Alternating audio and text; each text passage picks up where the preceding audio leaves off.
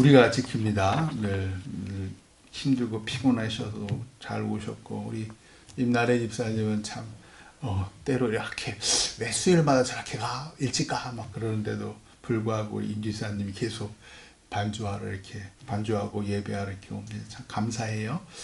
우리가 드리는 예배는요, 온갖 방해가 많아요. 사실은 우리의 피곤도 방해고요, 우리 해야 할 일도 방해고요.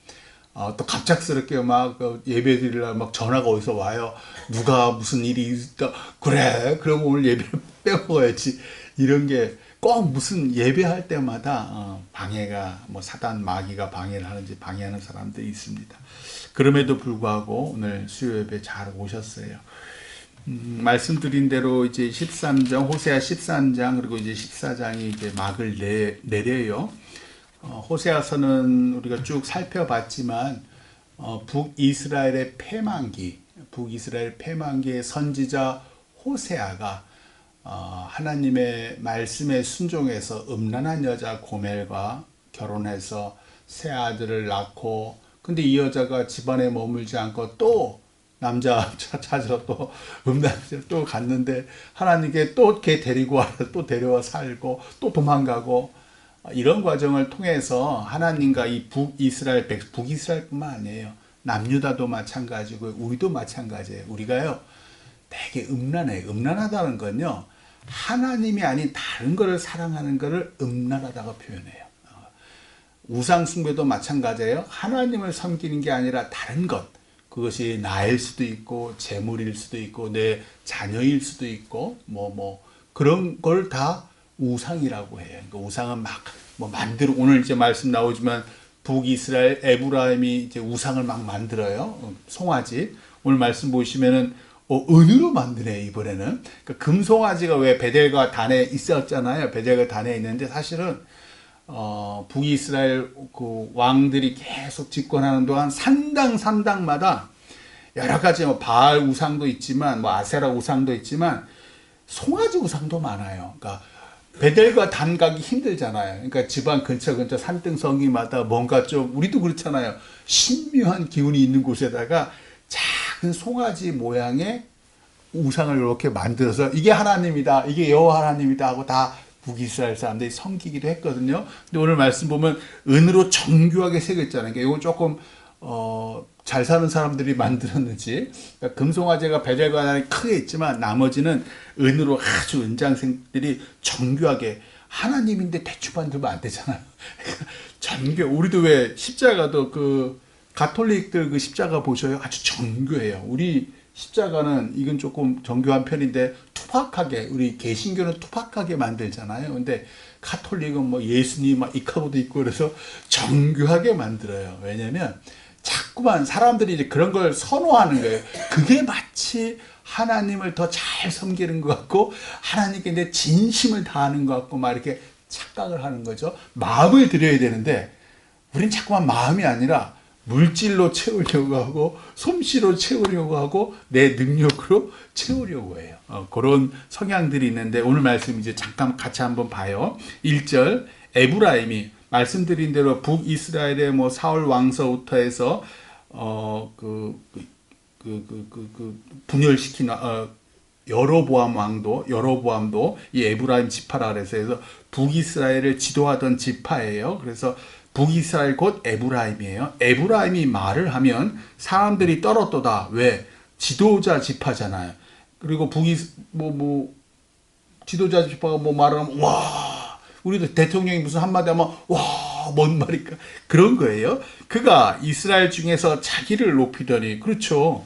지도 집하고 왕도 배출하고 막 그러니까 자기를 탁 높이고, 이 당시 북이스라엘이 멸망할 때 잘 살았어요.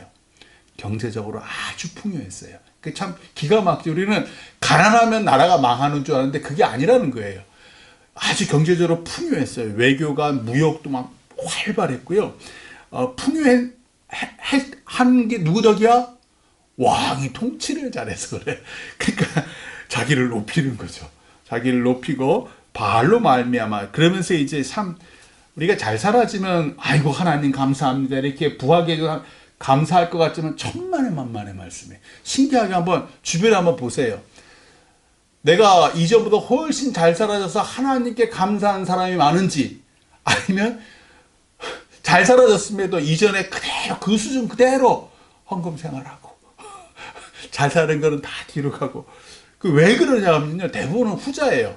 그러니까 하나님께 아이고 나를 이렇게 잘 살게 해줬으니 이만큼 내가 더 드리겠습니다가 아니라 하나님께 드리는 건 똑같아. 잘 살든 못 살든. 그게 참 신기한 거예요. 말씀이 그거예요. 그러면서 더 잘 살게, 그러니까 더 잘 살게 하는 건 보세요. 내가 하나님께로 덕분에 잘 살았다고 하면 당연히 내 헌금이나 내 신앙생활도 달라지는데요. 사람들은 신기하게 뒤에 이제 광야 생활도 나오지만 사람들은 신기하게 내가 지금껏 잘 산 건 다 내 덕분이에요. 그렇게 돼요, 사람은. 왜냐하면 사람은요, 늘 자기가 주인이에요. 내가 제일 잘났어요. 내가 제일 잘나가지고 내 모든 능력과 수고와 땀방울과 지혜로 내가 이렇게 잘 살았어요. 그러면 하나님을 잊고 뭘 생각하냐면, 야, 다른 사람 봤더니 요즘에 명태균이 난리가 나더구만요. 요즘에 보니까. 왜 명태균을 정치인들이 찾냐면요, 이 사람 만나면 대박이래. 똑같은 거예요. 야, 바알을 애굽과 아수르 가서 바알이라는 우상을 섬긴데, 그래? 그래서 저렇게 잘 나간대? 이렇게 되는 거예요. 그래가지고 바알 우상을 섬겨요. 그래서 에브라임이 바알로 말미암아 범죄함으로 망하였거늘. 참 신기해요. 하나님은 늘, 우리가 하나님을 섬기는데도, 교회 생활 오는데도 하나님 늘 뒷전이에요. 다른 데 귀가 쫑긋쫑긋해요. 그래서 야, 누구를 만나면 이렇게 운수 대통이래. 똑같은 거. 오늘날로 치면 그렇다는 거예요. 2절. 이제도 그렇게 풍요하고 잘 사는데도 그들은 더 범죄하여 그 은으로 자기를 위하여 우상을 부어 만들되 자기의 정교함을 따라. 잘 보세요. 성경에 자기의 정교함을 따라. 그만큼 북이스라엘의 기술이 상당히 발전한 거예요. 우상을 만들었으며 그것은 다 은장색이 만든 것이거늘. 은장색 사람이 만든 거죠. 그들은 그것에 대하여 말하기를, 은으로 만든 그 우상에게 말하기를, 제사를 드리는 자는 이 은송아지와 입을 맞출 것이라. 은송아지가 하나님이 된 거예요. 여호와 하나님이 된 거예요. 바알 우상뿐만 아니라 하나님조차도 은으로 만든 그 송아지에게 하나님이라 하고 거기에 입을 맞추면 네가 복 받을 것이다 라고 하는 거예요. 범죄한 거죠. 3절. 이러므로 하나님께서 그들은 아침 구름 같으며 쉬 사라지는 이슬 같으며 타작마당에서 광풍에 날리는 쭉정이 같으며 굴뚝에서 나가는 연기 같으리라. 그게 참 사라져요. 다 사라져요. 정말 믿고 싶지 않은 사실인데요. 네 대에 이룬 이 부와 권세가 다음 때 가면요, 싹 사라져요. 그 다음 때까지 가면 감사한데 싹 사라져요. 참 신기해요. 4절. 그러나 애굽 땅에 있을 때부터 나는 네 하나님이 여호와라. 자, 이제 하나님의 마음이 여기 나오는 거예요. 자, 너희들 그렇게 잘났지? 우상 숭배하고 내가 너에게 베풀어 이제 다 까먹었지? 그거 다 사라져. 연기처럼 사라져. 그러나 그러니까 설득하는 거예요. 애굽 땅, 이스라엘이 애굽 땅에 있을 때 노예였어요. 남 주인이, 애굽 주인이 시키는 대로 그냥 하고 죽이면 죽어야 되고 그런. 자, 나는 네가 애굽 땅 세상의 종로를 탈 때부터 어쩔 수 없이 우상을 섬기는 그 주인의 밑에서 그냥 땅바닥 기어 있을 때부터 나는 네 하나님 여호와라. 나밖에 네가 다른 신을 알지 말 것이라. 왜? 나 외에는 너를 구원할 자가 없느니라. 네가 아무리 뭘 쫓아가고 뭐 어쩌고 해봐, 결국 나밖에는 너를 노예 신세에서 구원할 사람이 없었잖아. 근데도 왜 다시 또 글로 가는 거야? 라는 거예요. 5절. 내가 광야 마른 땅에서 너를 알았거늘. 자, 보세요. 애굽에서 우리가 세상의 종로로 타다가 하나님 만나서 참 그래도 더 이상 노예 신세로 안 지나는 거예요. 이제 하나님을 알고 천국을 소망하고 내 새끼에게도 하나님을 전하고 막 이런단 말이에요. 그러면서 나왔어요. 애굽에서 이제 나왔어요. 이제 자, 우리가 약속의 땅, 저 젖과 꿀이는 하나님이 약속한 그 땅으로 가는 도중에 우리가 광야를 만나요. 광야는요, 하나님이 있어야 되는 땅이에요. 하나님 없이 내 능력으로는 아무것도 이루어지지 않는 땅이 그 광야예요. 광야, 마른 땅에서 우리는 어떻게 했냐면요, 물이 없으면 물 없어요. 하나님 물 주세요. 먹을 게 없으면 먹을 거 주세요. 하나님 하고 우리가 외쳤단 말이에요. 우리 젊은 날. 우리가 교회 처음 온 거 기억 한번 해보세요. 내가 왜 교회에 왜 처음 왔지? 내 부모님이 믿어서 왔지만 내가 진짜 하나님을 믿어야 되겠다 생각된 때가 언제였지? 배고플 때였어요. 가난할 때였고요. 암담할 때 우리가 하나님 만나러 왔어요. 그거 얘기하는 거예요. 내가 광야 마른 땅에서 네가 나에게 부르짖는 거를 알았거든. 그래서 내가 먹였다는 거예요. 6절.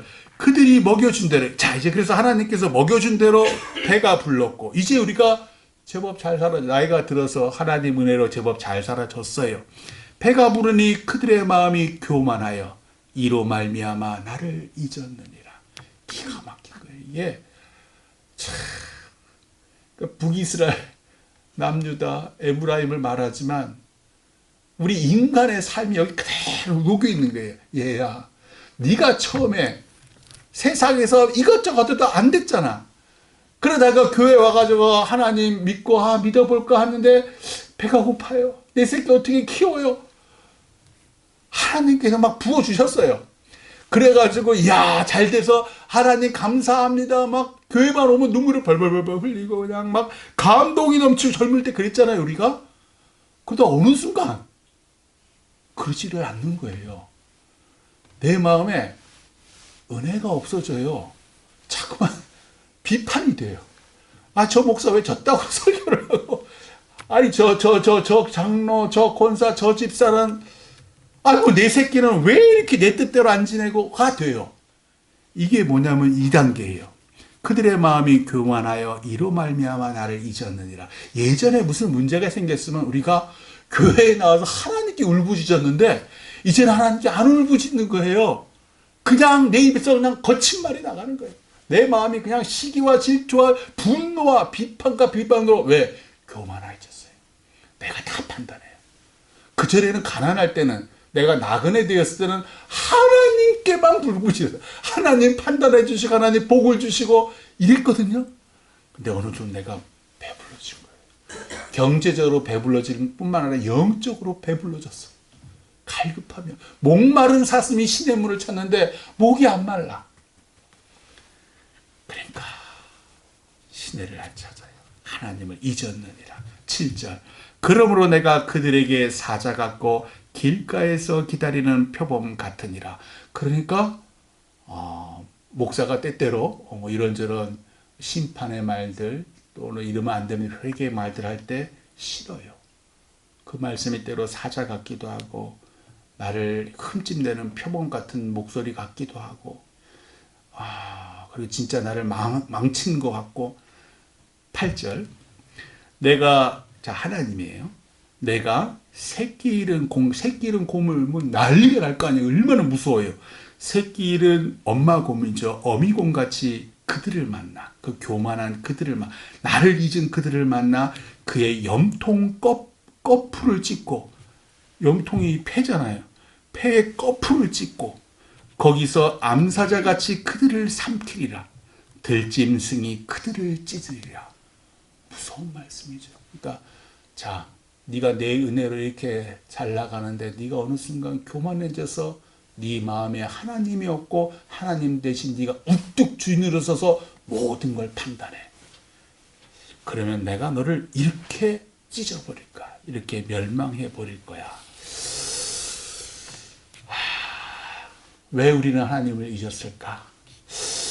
왜 우리 교회에 종종 오시는 분들 있잖아요. 근데 제대로 믿음 생활 못하고 또 다 떠나가셔요. 교회 와서 처음에 교회 와서 우리도 마찬가지고 대단한 변화를 우리가 경험한 건 아니에요. 곰곰이 생각해 보세요. 한번 우리가 믿음 생활, 어떤 분은 50년, 어떤 분은 60년, 어떤 분은 엄마의 모태서부터 신앙생활을 했는데, 우리 신앙을 이렇게 돌아다 보면요, 큰 변화는 없어요. 내가 물론 젊었을 때 울었어. 막 간절히 원했고 막 찬양이 뜨거웠고, 그러나 그렇다고 해서 하나님께서 나에게 특별히 뭘 베풀어 주신 건 없어. 그런데 세월이 지나니까 내가 어느덧 직분자가 높은 직분이 되었고, 경제적으로 나름 괜찮아졌고, 내 자녀들도 자기 밥벌이하고 살아요. 어느 순간 교만해졌어요. 하나님이 하셨는데 하나님이 사실 나에게 별로 해준 것 같지가 않아. 그게 우리 마음이에요. 야곱이 오늘 말씀 13장이잖아요. 12장에 보시면 야곱이 12장 3절 한번 보세요. 12장 3절에 야곱이 등장해요. 제가 짧게 읽을게요. 야곱은 모태에서 그의 형의 발 뒤꿈치를 잡았고 또 힘으로는 하나님과 겨루되. 야곱을 왜 언급하냐면요, 야곱은 이스라엘이고 야곱은 우리처럼 간사하고 성공을 좋아하고 이기적이었거든요. 북이스라엘 에브라임아 너희와 똑같았어. 그래서 야곱을 언급하는 거예요. 야곱은 모태에서부터 지기 싫어했어요. 성공하고 싶었고, 그 형의 발 뒤꿈치를 잡았고 결국 장자권도 속에서 빼앗았어. 그런데도 그래도 위험에 처해서 도망가는 와중에 베델에서 하나님을 만났죠. 그리고 외삼촌 라반의 집에 가서 뭐 얼룩덜룩 해가지고 뭐 엄청 부자가 됐어요. 그런데 잘 살면, 한없이 잘 살면 좋은데 시기와 질투를 당하잖아요. 그래서 다시 고향으로 내려오다가 에서가 기다린다는 얘기를 듣고 야복 강가에서 다른 식구들은 다 보내고 혼자 하나님을 붙잡고 있었어요. 그러면서 하나님과 겨루되 천사와 겨루어 이기고 울며 그에게 간구하였으며. 이 얘기를 왜 하냐면요, 얘야, 너 살다가 네 자녀들이 잘 안 될 때가 있지? 살다가 너 병에 걸렸지? 야곱도 그랬어. 근데 야곱은 어떻게 했어? 하나님을 붙잡았어. 그렇게 간사하게 살다가, 지 성공 위에 살다가 어렵고 힘든 일이 있으면 다시 하나님을 붙잡았어. 하나님께 간구했어. 하나님은 베델에서 그를 만나셨고 거기에서 우리에게 말씀하셨나요? 내가 너와 함께 하겠다. 그거. 네가 아무리 간사하고 성공을 원하고 우상을 숭배해도 내가 너와 함께 할게. 나에게 돌아와. 5절. 여호와는 만군의 하나님이시라. 여호와는 그를 기억하게 하는 이름이니라. 그런즉 너희 하나님께로 돌아와서 인애와 정의를 지키며 항상 너희 하나님을 바랄지니라. 이게 하나님의 본심이에요. 내가 뭐 너희 염통 껍질을 찢기고 막 이런 얘기를 왜 하시냐면, 얘야, 살다가 힘이 들고 부치지? 그럴 때는 나에게로 돌아와. 내가 야곱과 함께 했듯이 내가 너와 함께 할게. 너 이기적인 거 내가 알아. 너 맨날 네 좋은 거 그 시기질 다 알아. 하나만 잊지 마. 힘들고 어려울 때 나에게로 돌아와. 그러면 내가 너를 위해 축복할게. 그게 호세아서에서 하나님께서 하시는 말씀이세요. 아무쪼록 교만하지 마시고 늘 하나님 은혜를 기억하시고 힘들고 어려울 때마다 하나님을 찾아서 기도하시는 우리 되시기를 주님의 이름으로 축원합니다. 기도하겠습니다. 주님, 당신을 잊지 않게 하옵소서. 예수 그리스도의 이름으로 기도드립니다. 아멘. 찬송가 531장입니다. 찬송가 531장 자비한 주께서 부르시네 1절 4절 함께 찬양하겠습니다.